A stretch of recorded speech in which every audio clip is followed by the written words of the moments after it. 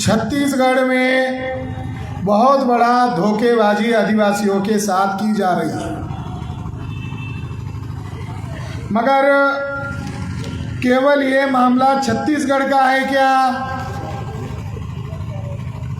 ये मामला केवल छत्तीसगढ़ का नहीं है।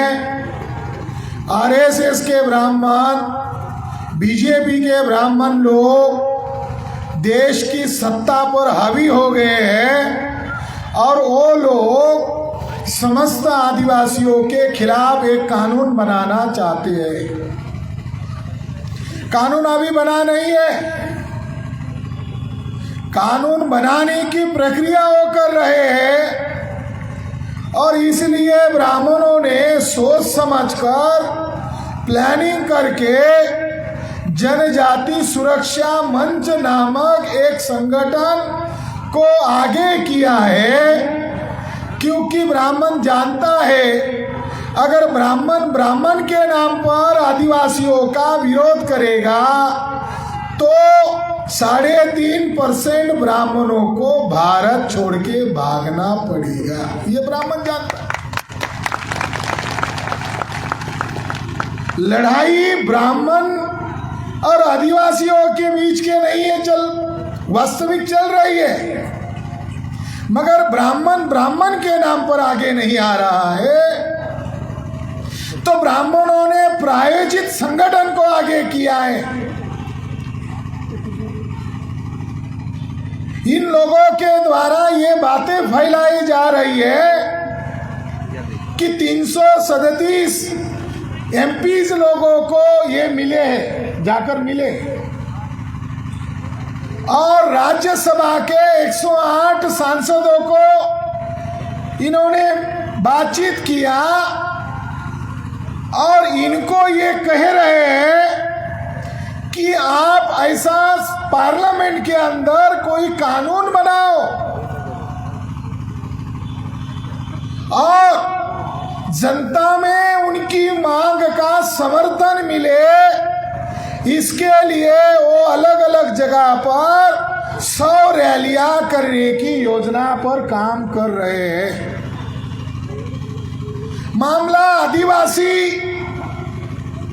और धर्मांतरित ईसाई आदिवासियों के बीच का है क्या? जैसे वो चर्चा कर रहे हैं, जैसे कि हमने यहाँ विषय लगाया डीलिस्टिंग का, चर्चा ये कर रहे हैं कि जो आदिवासी लोग थे मगर जिन्होंने ईसाई धर्म को कबूल किया तो उन ईसाई धर्म में धर्म परिवर्तित हुए आदिवासियों को अब आदिवासी नहीं माना जाए, ये कहने का एक अर्थ है। वो अर्थ क्या है ये समझने के लिए उन्होंने तीसरी एक कम्युनिटी जोड़ दी। उस कम्युनिटी का नाम है मुस्लिम, यानी आदिवासी से जो ईसाई बन गए और आदिवासी से जो मुस्लिम में कन्वर्ट हो गए, इनको आदिवासी नहीं माना जाए, ये डिमांड कौन कर रहा है? इसके पहले इसकी बात उठी थी। साथियों, ये सोच जो काम कर रही है, ये सोच ब्राह्मणों की सोच है। जो भारत के ईसाई है वो कहां से आए? क्या वो अमेरिका से चलकर आए? वो कौन है? वो तो हमारी ही लोग हैं। अनुसूचित जाति से कुछ लोग क्रिश्चियन बन गए, आदिवासी से कुछ लोग क्रिश्चियन बन गए, वो हमारे लोग हैं। मुसलमान कहां से आए? मुसलमान SC ST OBC से कन्वर्ट हो गए। तो भारत में जो आदिवासी लोग हैं वो आदिवासी लोगों को व्यवस्था को समझना होगा। ब्राह्मण जो खेल खेल रहा है सत्ता पर कब्जा, वो भी जायज तरीके से नहीं बल्कि नाजायज तरीके से कब्जा करके खेल खेल रहा है। तो ब्राह्मणों में ये जो ईसाई बने हुए आदिवासी है या मुस्लिम बने हुए आदिवासी है, वो मुस्लिम क्यों बने, वो ईसाई धर्म को क्यों अपनाया, इसका जवाब ब्राह्मणों को पहले देना होगा। क्यों बने हो? साथियों, जो लोग जिनकी आबादी केवल मात्र 3.5% है, ब्राह्मणों की जन आबादी केवल मात्र 3.5% है, और 3.5% लोग किसको आदिवासी माना जाए, किसको आदिवासी नहीं माना जाए, इसका फैसला कर रहे हैं लोकतंत्र में। क्या यह संभव है?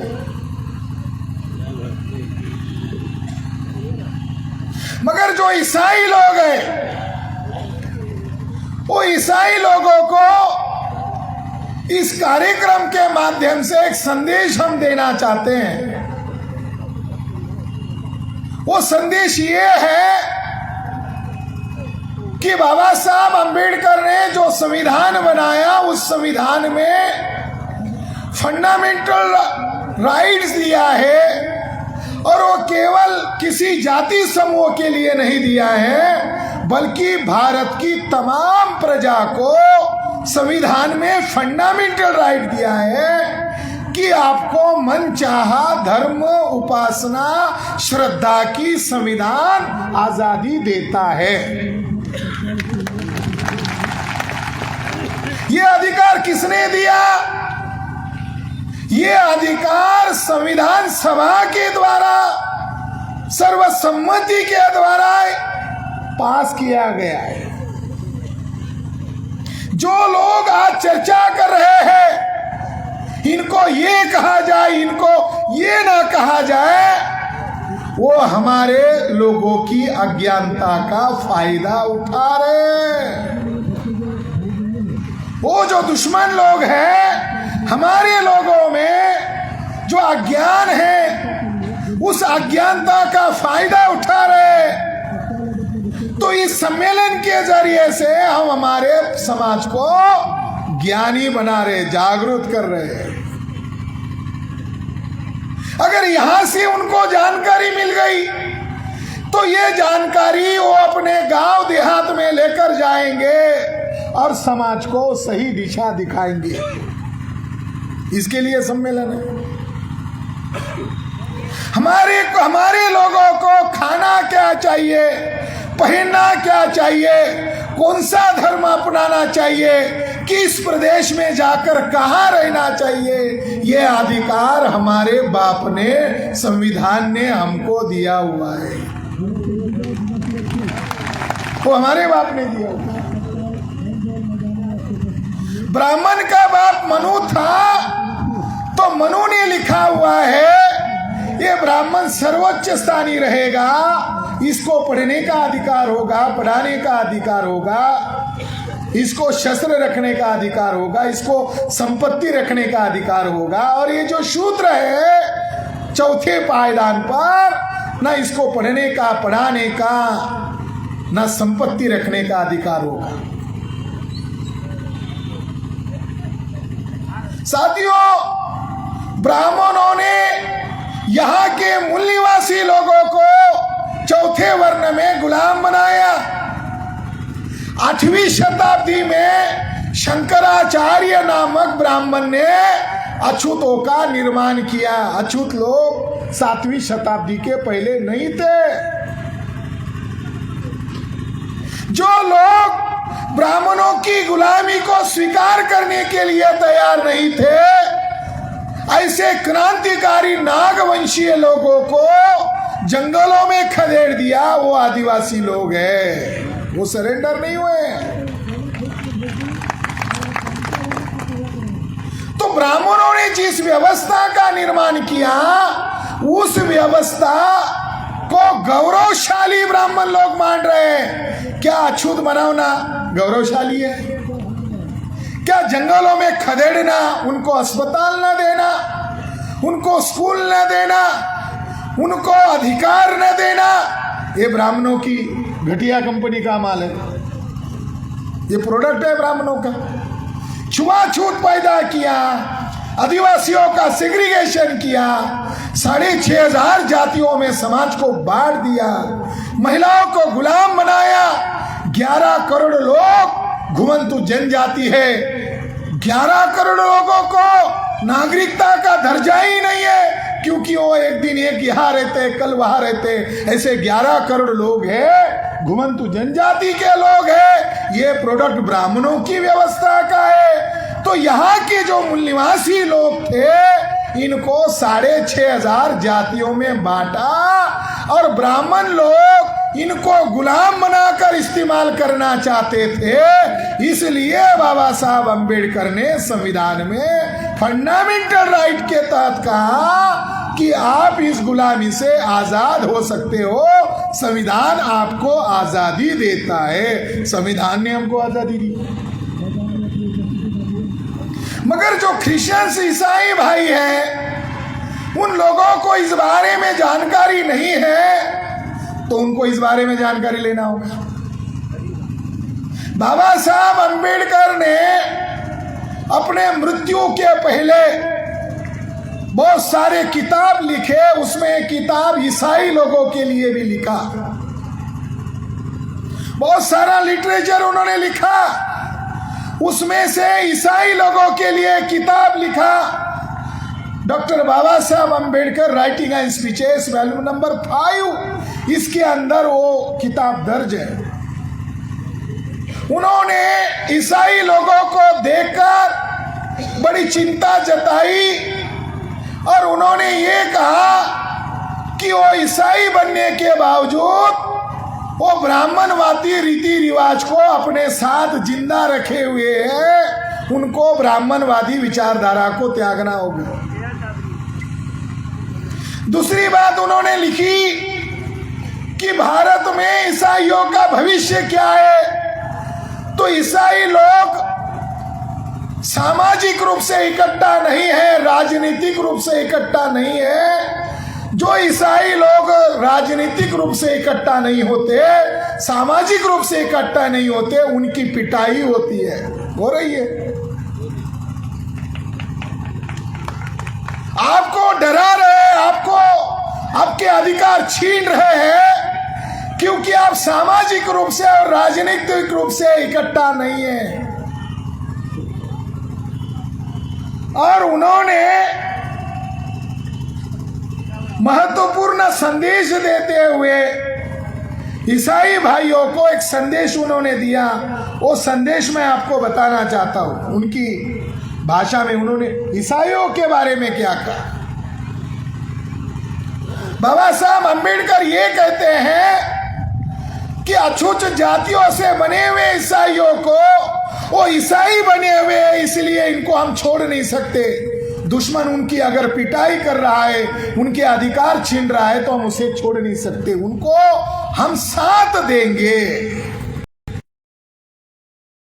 पंजाब के ईसाई मानते हैं, अरे वो महाराष्ट्र के लोग हैं, हमारी थोड़ी हो रही है। बाबा साहब कहते हमारे लोगों की कमजोरी। अगर झारखंड के आदिवासियों की पिटाई हो रही है, तो उत्तर प्रदेश के आदिवासी क्या मानते हैं, अरे वो झारखंड की हो रही है, हमारी कहां हो रही है, हमारा प्रदेश तो सुरक्षित है। मद्रास में हो रही है, बेंगलोर में हो रही है, तो बिहार के सिख मान रहे, बिहार के ईसाई मान रहे, हमारी थोड़ी हो रही है, वो तो बेंगलोर की हो रही है। तो बाबा साहब अंबेडकर कहते हैं भारतीय ईसाई पद केवल एक संख्यावाची पद है, इस पद के पीछे कोई सामुदायिक भावना नहीं है। भारतीय ईसाई परस्पर वैसी चेतना से आबद्ध नहीं है जो समुदाय के अस्तित्व की कसौटी होती है, यानी वो नेशनल वाइड इकट्ठा नहीं है।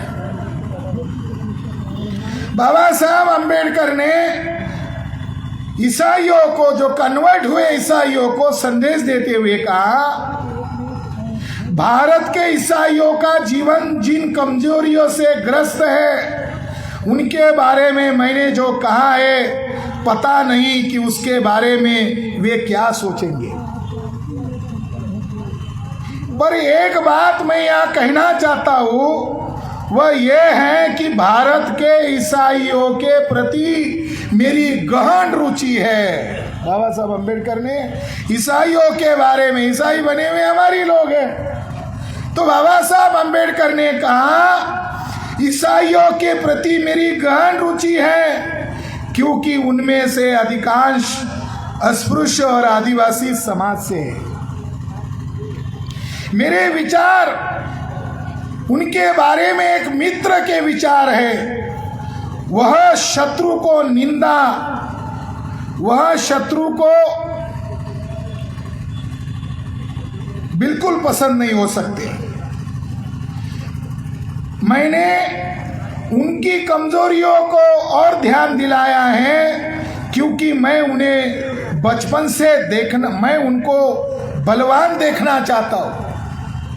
बाबा साहब अम्बेडकर ने कहा मैं ईसाई आदिवासियों को, ईसाई बने हुए समुदाय को बलवान देखना चाहता हूं। मैं उन्हें बलवान इसीलिए बनाना चाहता हूं क्योंकि मैं भविष्य में उनके लिए भारी खतरा देख रहा हूं। उन्हें ईसाई धर्म के प्रति झीने आवरण में लिपटे उनके गांधी के उस विरोध को निपटना होगा जो अपनी जड़ें भारत में सामाजिक संरचना में जमा रहा है।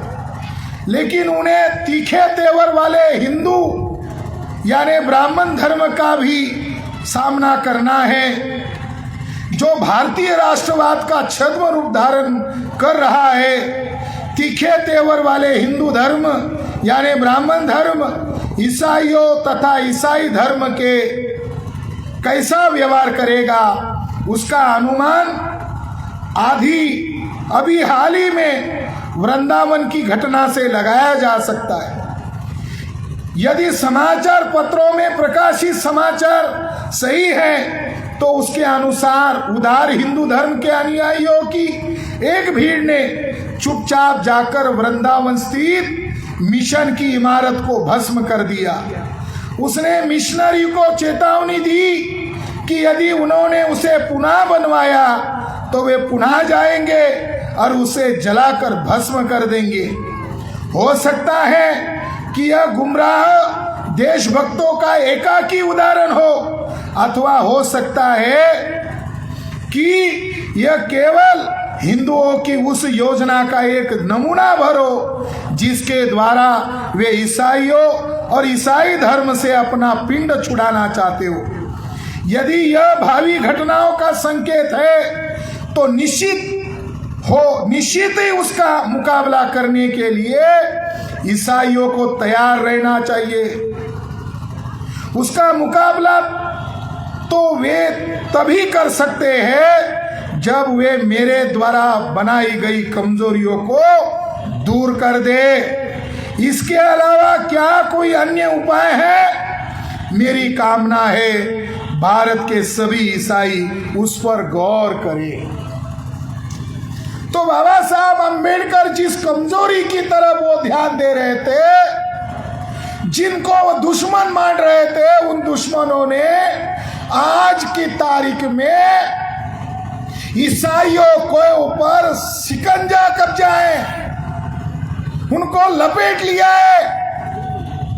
2 दिन पहले आरएसएस का प्रमुख, भागवत के बाद संघ का जो प्रमुख है उसका नाम है इंद्रेश कुमार। इंद्रेश कुमार की अगुवाई में बिशप लोगों के साथ आरएसएस के लोगों ने, ब्राह्मणों ने मीटिंग की 2 दिन पहले।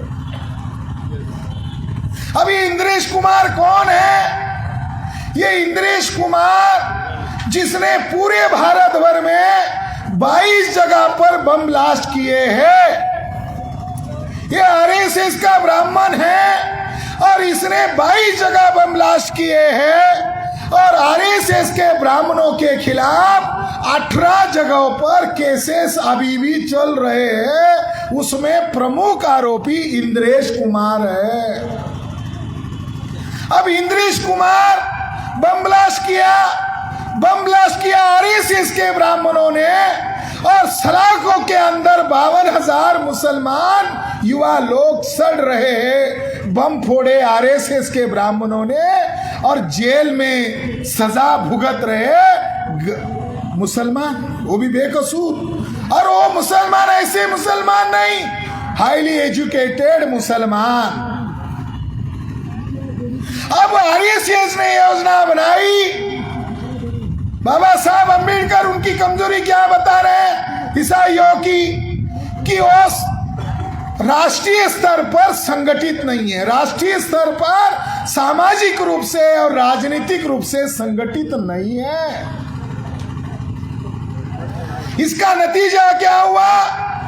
2016 में आरएसएस के ब्राह्मणों ने देखा कि ईसाइयों को अगर दबोचा जाएगा तो दुनिया भर से प्रेशर आ सकता है। जैसे नुपुर शर्मा को आगे करके मुसलमानों को दबोचने का प्रयास हुआ, तो सारे इस्लामिक राष्ट्र आरएसएस बीजेपी के खिलाफ खड़े हो गए। तो आरएसएस के लोगों ने योजना बनाई कि ईसाई लोगों को दबोचने के लिए आरएसएस के द्वारा संगठन बनाया जाए। अब आरएसएस के लोगों ने हमारे लोगों की कमजोरी को ध्यान में रखकर अपना संगठन बनाया, उसको नाम दिया ईसाई राष्ट्रीय मंच। कौन चला रहा है? जिसने 22 जगह पर बम ब्लास्ट किए वो चला रहा है।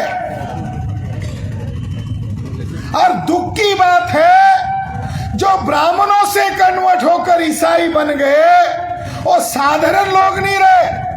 वो ईसाई बनते तो ठीक होता, वो ब्राह्मणों से कन्वर्ट हो गए, वो केवल ईसाई नहीं रहे, डायरेक्ट बिशप बन गए। ब्राह्मण जो है किधर भी जाए वो वर्कर नहीं रहता, नेता बनता है। बसपा में गया, बसपा का वर्कर नहीं रहा, डायरेक्ट सेक्रेटरी बन गया। सतीश मिश्रा उदाहरण है, वो वर्कर नहीं रहता, वो डायरेक्ट नेता बन जाता है। वो ब्राह्मण से जो कन्वर्ट हुए जो लोग हैं वो क्रिश्चियन नहीं रहे, वो डायरेक्ट बिशप फादर बन गए। और उन्होंने आरएसएस के लोगों के साथ जो ब्राह्मणों से कन्वर्ट हुए जो बिशप लोग हैं, यक्का साहब ने जिन कोर्ट के फैसले का आधार देकर आपको बताया, वो फैसला काफी है। जो लोग गुमराह कर रहे कि आदिवासियों से धर्मांतरित ईसाई बने हुए या मुस्लिम बने हुए जो लोग हैं, इनको अधिकार नहीं मिलेगा। साथियों, जो प्रमाण जज साहब ने आपके पास प्रस्तुत किए हैं, उन प्रमाणों से यह सिद्ध होता है कि आदिवासियों को अधिकार वंचित नहीं किया जा सकता। झारखंड में हाईकोर्ट ने फैसला देते हुए कहा, धर्मांतरित ईसाइयों को अनुसूचित जनजाति को मिलने वाले लाभ से वंचित नहीं रखा जा सकता। अगर आदिवासी धर्म बदले भी है तो उनकी परंपरा, आज के लोगों को ये बात मालूम नहीं है। मालूम है, फिर भी वो क्यों बोल रहे हैं? क्योंकि आरएसएस ये फर्जी संगठन बनाकर भोले भाले आदिवासियों को और ईसाई बने हुए लोगों को गुमराह करना चाहते हैं। सुप्रीम कोर्ट का क्या कहना है? सुप्रीम कोर्ट का भी ये कहना है, मात्र धर्म परिवर्तन से एक व्यक्ति अनुसूचित जनजाति की सदस्यता से वंचित नहीं रह सकता। सुप्रीम कोर्ट ने सन 2004 में फैसला दिया। अब ये हाई कोर्ट का फैसला कह रहा है कि कोई भी धर्म अपना ले, इससे आदिवासी पहचान को, उसकी संस्कृति को, उसकी सभ्यता को मिटाया नहीं जा सकता। सुप्रीम कोर्ट कह रहा है कि धर्म बदलने से आदिवासियों की सदस्यता रद्द नहीं हो सकती। क्या ये जानकारी जनजाति सुरक्षा मंच के लोगों को नहीं है क्या?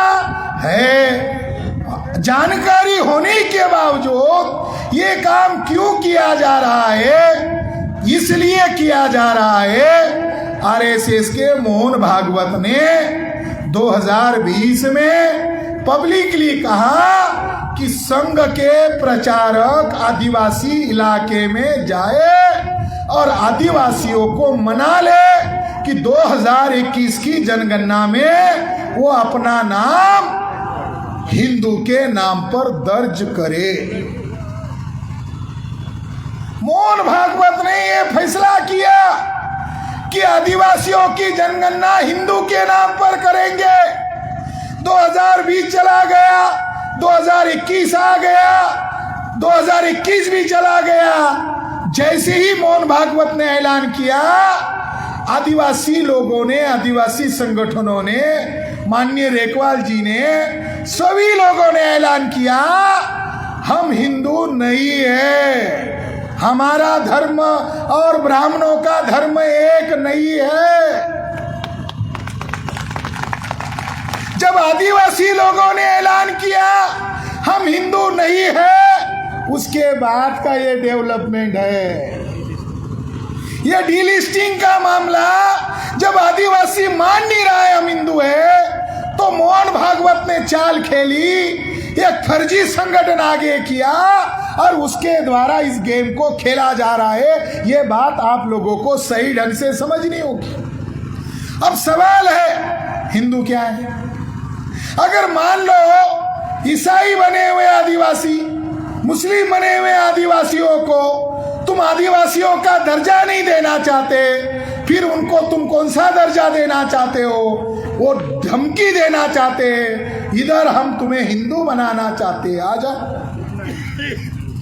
हिंदू बनाने का क्या मतलब है? साथियों, रामायण में हिंदू शब्द नहीं मिलता, महाभारत में हिंदू शब्द नहीं मिलता, भगवत गीता में हिंदू शब्द नहीं मिलता, ऋग्वेद जो ब्राह्मणों का प्राचीन ग्रंथ है, ऋग्वेद में हिंदू शब्द नहीं मिलता, शिव पुराण, विष्णु पुराण में हिंदू शब्द नहीं मिलता। जिसके लिए ये सब गेम चल रहा है वो है क्या?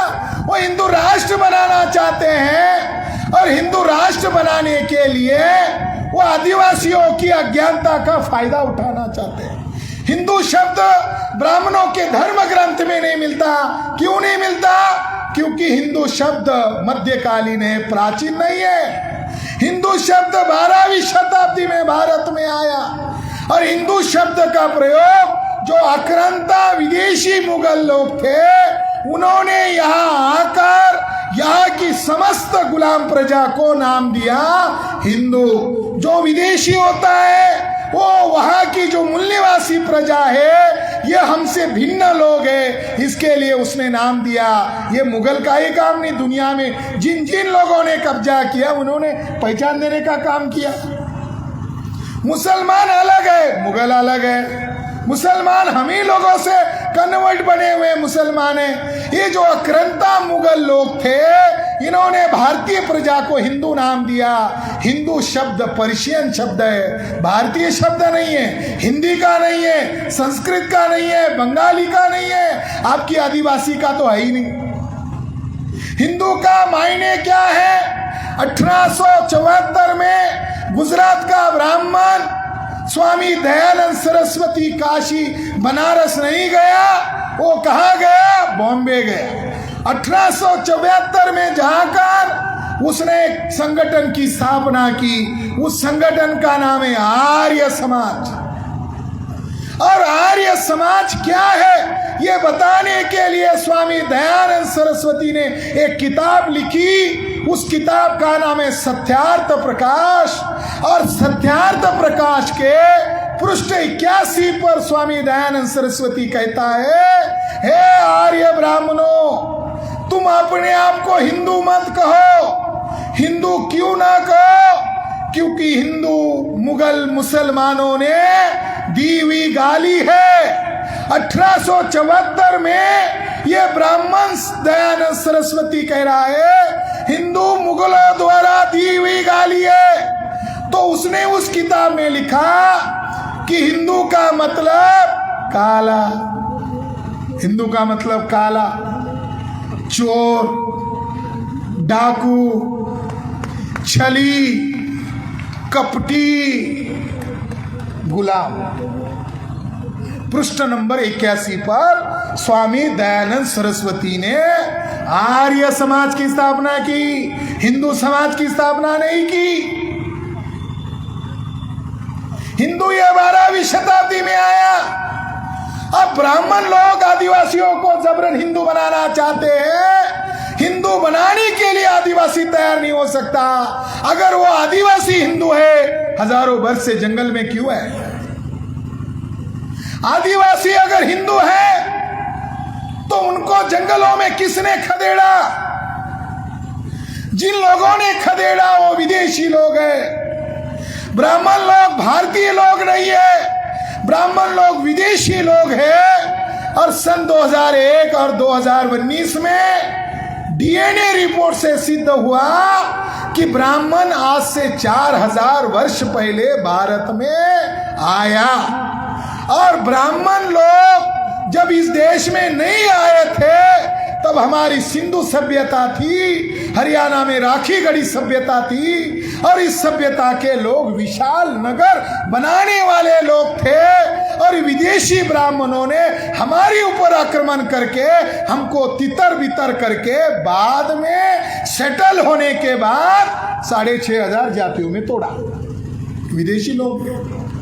अब विदेशी लोग अपनी पहचान छुपाने के लिए हिंदू नाम धारण कर रहे हैं। ब्राह्मण सबसे ज्यादा षड्यंत्रकारी लोग हैं। वो ब्राह्मण धर्म के नाम से प्रचार नहीं कर रहे। उनको पता चल गया बिरसा मुंडा, फुले शाह अंबेडकर के आंदोलन के कारण इस समाज के लोग जागरूक हो गए। अब ब्राह्मण का नाम लोगे तो 3.5% ब्राह्मणों को विदेश में भागना पड़ेगा। तो ब्राह्मण जहां से आए वहां जाना नहीं चाहते, वहां नहीं जाना चाहिए। इसलिए ब्राह्मणों ने दावपेच के तौर पर संविधान लागू होने के बाद हिंदू शब्द का प्रचार प्रसार शुरू कर दिया। आदिवासी हिंदू नहीं है, आदिवासी प्रकृति पूजक है। आदिवासियों का धर्म हिंदू धर्म नहीं है, आदिवासियों का सरना धर्म है। आदिवासियों का अभिवादन ब्राह्मणों का अभिवादन एक नहीं है। ब्राह्मण जब मिलता है तो नमस्ते करता है। ब्राह्मण जब बीजेपी में ज्वाइन हो गया तो ब्राह्मण जय परशुराम करता है।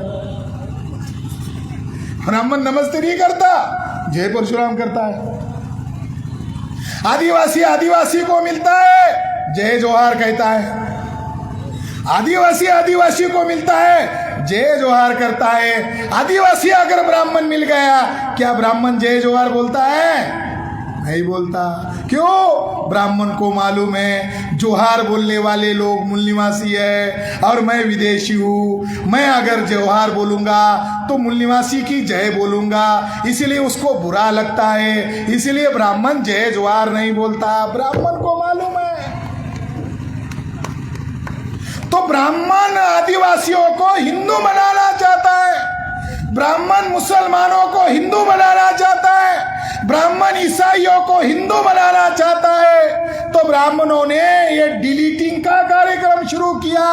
इसका तोड़ क्या है? तो आदिवासी लोगों ने जय जोहार के साथ अब जय मूल निवासी बोलना शुरू करना होगा। हमें भी ब्राह्मण को डिलीट करना होगा।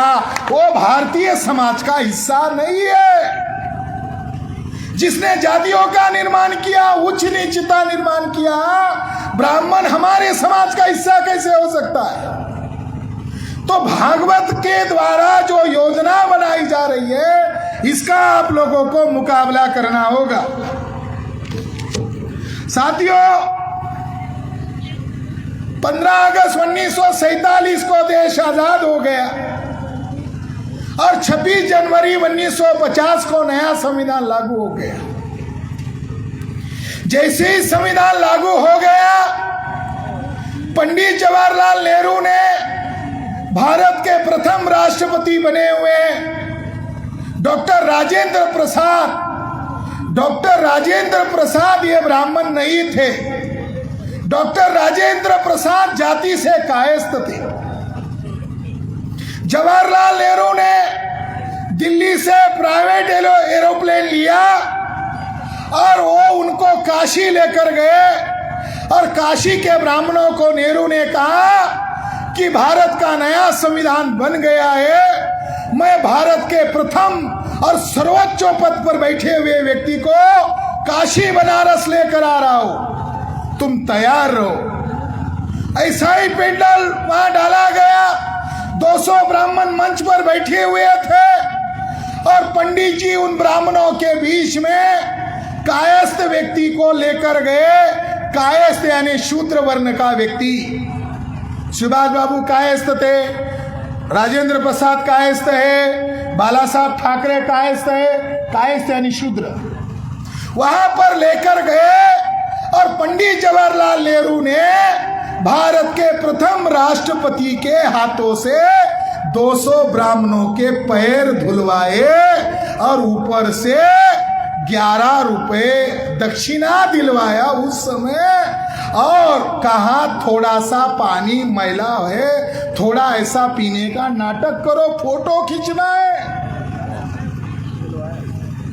भारत के प्रथम राष्ट्रपति के साथ नेहरू जी ने यह व्यवहार किया। बाबा साहब अंबेडकर उस समय थे तो उनकी बात को छापा नहीं गया, तो उन्होंने लिख कर रखा। वो लिखी हुई बात हम पढ़ गए। बाबा साहब अंबेडकर ने कहा अगर राष्ट्रपति का ये हाल होगा तो लोकतंत्र खत्म होने का आरंभ आज से ही शुरू हुआ है। तो उस समय के राष्ट्रपति के साथ जो व्यवहार किया, तो हमारी आदिवासी बहन है, हमारी है मुर्मू जी, तो उसके साथ तो गलत व्यवहार करेंगी। ब्राह्मणों का चरित्र है। तो नेहरू जी ने उस समय किया, आज भागवत ने मुर्मू जी के साथ ऐसा किया। इससे वो संदेश क्या देना चाहते, ये सवाल है।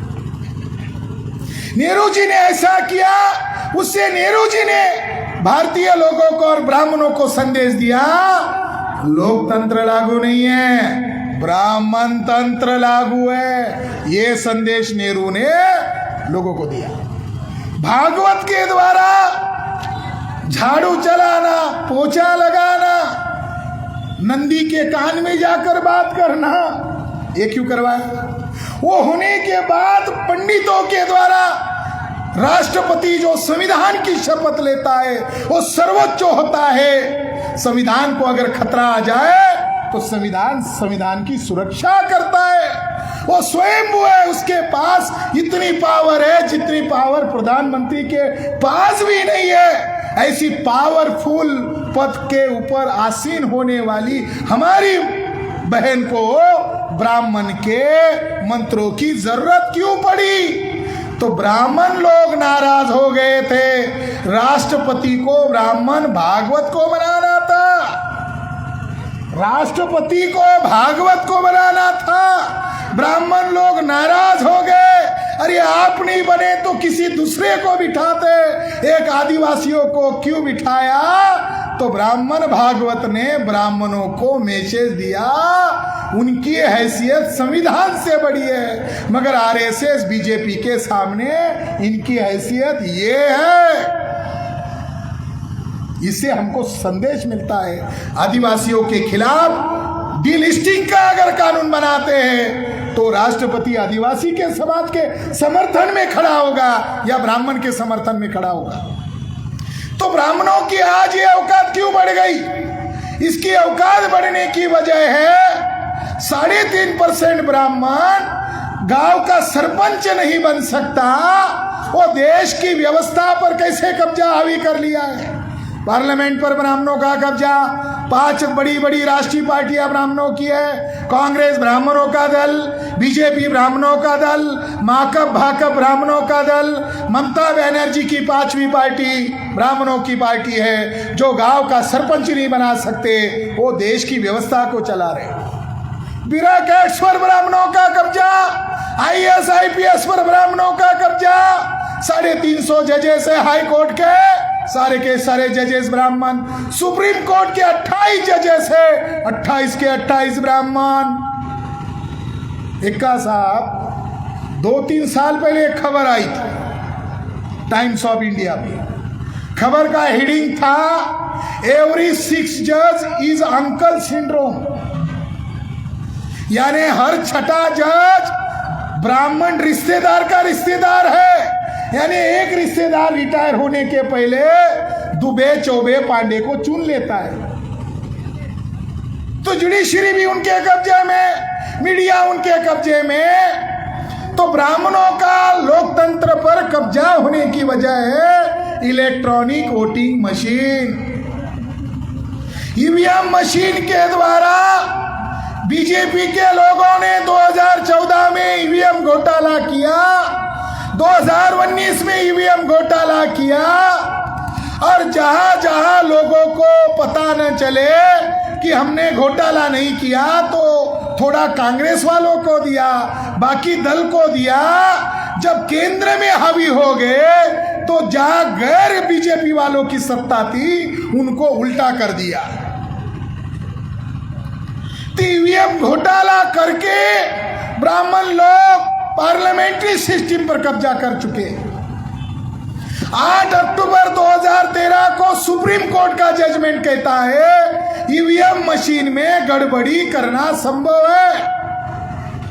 सुब्रमण्यम स्वामी का केस चल रहा था और जज ने मान्य किया, और जज ने ईवीएम में गड़बड़ी है तो विकल्प पूछा, तो विकल्प में यह बात आई वीवीपीएटी सिस्टम जोड़ो। अगर 20 लाख ईवीएम मशीन है तो पर्ची लगाने वाली मशीन जोड़ो। वीवीपीएटी सिस्टम 2014 में घोटाला हुआ, ईवीएम मशीन के साथ वीवीपीएटी सिस्टम नहीं जोड़ी गई। 2015 में वामन मेश्राम साहब ने सुप्रीम कोर्ट में केस दायर किया कि अगर ईवीएम में गड़बड़ी है, ये सुप्रीम कोर्ट मानता है, तो घोटाला पकड़ने वाला जो सिस्टम है उसको क्यों नहीं लागू करते हो। मई 2017 में फैसला आया वामन मेश्राम सही है। सुप्रीम कोर्ट कह रहा है वामन मेश्राम सही है। मोदी सरकार को पूछा, अरे वो इधर आकर आपको पूरा नंगा कर दिया, उसके पास आपके ढेर सारे सबूत है, वीवीपीएटी सिस्टम क्यों नहीं लगाते हो। तो 2017 का फैसला आने के बाद बीजेपी और कांग्रेस वालों ने समझौता करके उन लोगों ने मनोज सिंघवी को आगे किया। अभिषेक मनोज सिंघवी, उसके साथ भी मनु है, उसको आगे किया और उसने सुप्रीम कोर्ट में केस दायर की कि 50% मिलान होना चाहिए। यानी एक तरफ सुप्रीम कोर्ट वीवीपीएटी लगाने की बात कर रहा है, वो लगाए नहीं, वामन मेश्राम ने लड़ाई लड़ी, फिर लगाने की बात आई, और 2014 और 2019 में वो वीवीपीएटी सिस्टम नहीं लगाया। इसके कारण 3.5% ब्राह्मणों का लोकतंत्र पर कब्जा हो गया है। इस कब्जे को हटाने के लिए वीवीपीएटी मशीन जो है 100% लगानी चाहिए।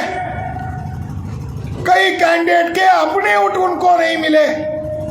सहारनपुर में कारपोरेटर का चुनाव था, एक मुस्लिम महिला समाज ने चंदा इकट्ठा करके उसको चुनाव में खड़ा किया, वो हार गई। हारने के बाद पत्रकारों ने पूछा आप कैसे हार गई मोहतरमा, तो रोने लगी और रोकर उसने कहा मैं दूसरों को दोष क्यों दूं, दूसरों का छोड़ो, अरे मुझे अपना मेरा वोट नहीं मिला, कैंडिडेट को अपना वोट नहीं मिला। इसलिए साथियों, सभी मूल निवासी बहुजन समाज के लोगों को इकट्ठा करते हुए 6 अक्टूबर को आरएसएस के मुख्यालय पर माननीय वामन मेश्राम साहब ने देश और संविधान को बचाने के लिए मोर्चा निकाला, और जो आपके प्रदेश से कुछ साथी यहां आए थे उनका यह सत्कार किया गया। मगर वहां सभा होने के शुरू होने के पहले ही मेश्राम साहब को अरेस्ट किया और लाखों लोग उस मैदान के पास जाकर वो लोगों को भी डिटेन किया गया, मगर लोग वापस नहीं आए। तो मेश्राम साहब ने जो ऐलान किया है उस पर आप लोगों को काम करना होगा। 4 चरणों में देश और संविधान को बचाने के लिए, एससी का अधिकार बचाने के लिए, आदिवासियों का अधिकार बचाने के लिए, ओबीसी की जनगणना कराने के लिए, महिलाओं की, बहू बेटियों की इज्जत बचाने के लिए, तमाम समाज के मूल निवासी बहुजन समाज के हक अधिकार बचाने के लिए और देश भर में बम ब्लास्ट करने वाले आरएसएस के ऊपर पाबंदी लाने के लिए 6 नवंबर को कम से कम 11 लाख लोग ऑल इंडिया में जेल भरो आंदोलन करने वाले हैं। आप लोगों को आपके प्रदेश में इसकी तैयारी करनी होगी। विदेशी ब्राह्मणों ने जंग छीड़ दी है। एससी एसटी ओबीसी के रिजर्वेशन लगभग खत्म कर दिए गए।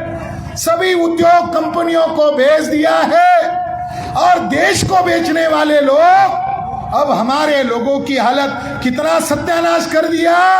जो नरेंद्र मोदी विकास विकास चिल्ला रहे थे, कल ही खबर आ गई जो विकास विकास की बात कर रहे थे, भारत दुनिया में नंबर 1 का भिखारी देश बन गया। कल खबर आ गई नरेंद्र मोदी को और एमपी एमएलए लोगों को इसके ऊपर सेशन बुलाना चाहिए था। विपक्ष के लोगों को सेशन बुलाना चाहिए था। जिस विकास की तुम बात कर रहे हो, भारत 116 देशों में 107 नंबर पर पहुंच गया। पाकिस्तान में गरीबी कम है, अफगानिस्तान में कम है, जिसके नाम से चिल्ला रहे थे आरएसएस बीजेपी के लोग, उन देशों की गरीबी कम है। चाइना में बिल्कुल नहीं है, श्रीलंका में नहीं है। भारत दुनिया में पहला भिखारी देश बन गया और 16,50,000 बच्चे, एससी एसटी ओबीसी के बच्चे उम्र के 5 साल में भूखमरी से मरते हैं और उसमें सबसे ज्यादा भूखमरी से मरने वाले बच्चे आदिवासी के बच्चे होते हैं। यह विकास चाहिए। दुश्मन 2025 तक उनकी योजना पर काम कर रहा है। हमको भारत को बचाने के लिए, देश और संविधान को बचाने के लिए इस 3.5% विदेशी ब्राह्मणों के खिलाफ सबको जत्थेबंद करना होगा। और जत्थेबंद करने के लिए आप आदिवासी भाई लोग, एससी एसटी के लोग, ओबीसी लोग, माइनॉरिटी के लोग जत्थेबंद होकर इस आंदोलन को जन आंदोलन में तब्दील करेंगे। ये आपसे आशा और अपेक्षा व्यक्त करते हुए मैं मेरी वाणी को विराम देता हूं। जय जोहार, जय मूल निवासी।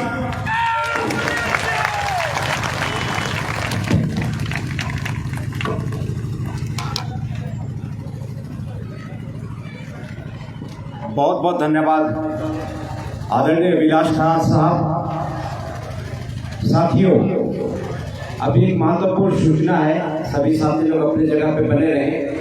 और इस सूचना को बताने से पहले मैं अरविंद कच्छप साहब को मैं मंच पे मैं बुला रहा हूँ। अरविंद कच्छप साहब, आप आजू बाजू जहाँ भी हों, आप मंच में आने की कृपा करेंगे। अरविंद कच्छप साहब।